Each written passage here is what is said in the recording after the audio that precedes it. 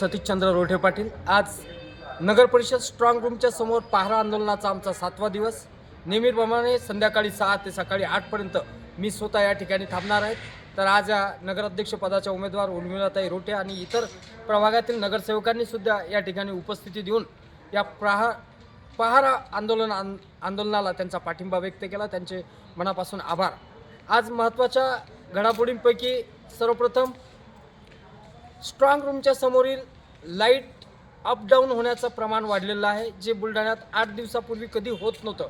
जेव्हापासून स्ट्रॉंग रूममध्ये आपल्या EVM मशीन ठेवल्या तेव्हापासून इथली लाईन 5-10 मिनिटाला कमी जास्त प्रमाणात चालू बंद होत आहे। तर इथं या ठिकाणी एकच जनरेटर आहे, ते नगरपालिकेचं आहे। तर ते जनरेटर चालू व्हायला 5 ते 4 मिनिटाचा वेळ लागतो। तोपर्यंत इथं दुसऱ्या जनरेटरची व्यवस्था झाली पाहिजे, ही आमची प्रथम मागणी या अनुषंगानं आम्ही करतोय।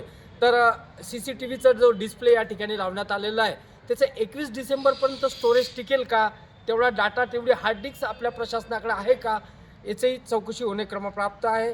त्याचबरोबर या ठिकाणी आम्हाला स्ट्रॉंग रूमच्या समोर राहण्यासाठी थंडीमध्ये आम्ही 12 डिग्री सेल्सिअसमध्ये या ठिकाणी सध्या राहत आहोत। कोणताही मंडप आम्हाला या ठिकाणी राहण्यासाठी नाही, कोणताही बेडची व्यवस्था आम्हाला या ठिकाणी करण्यात आली नाही। तरीसुद्धा आम्ही हा पहारा आंदोलनाचा संकल्प 21 तारखेपर्यंत नेणार आहोत, कारण बुलढाणेकरांचा विश्वास आणि लोकशाहीचं संरक्षण संवर्धन करण्याची महत्त्वपूर्ण जबाबदारी बुलढाणेकरांचा प्रथम नागरिक म्हणून आम्ही स्वीकारलेली आहे। ती पूर्णत्वास नेणार आहोत, त्यात काही दुमत नाही।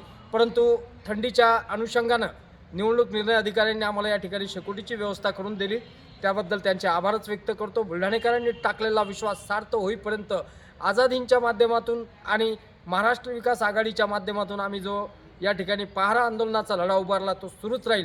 परंतु सध्या स्थितीत हिवाळी अधिवेशन सुरू आहे। बुलढाणा शहरात 2 डिसेंबरला मोठ्या प्रमाणात बोगस वोटिंग झालेलं आहे, सर्वांना माहीत आहे, सर्वश्रुत आहे।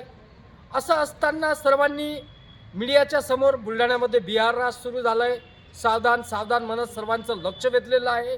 परंतु मग हा बागुलबुवा फक्त मीडियासमोर बोलण्यासाठी होता का?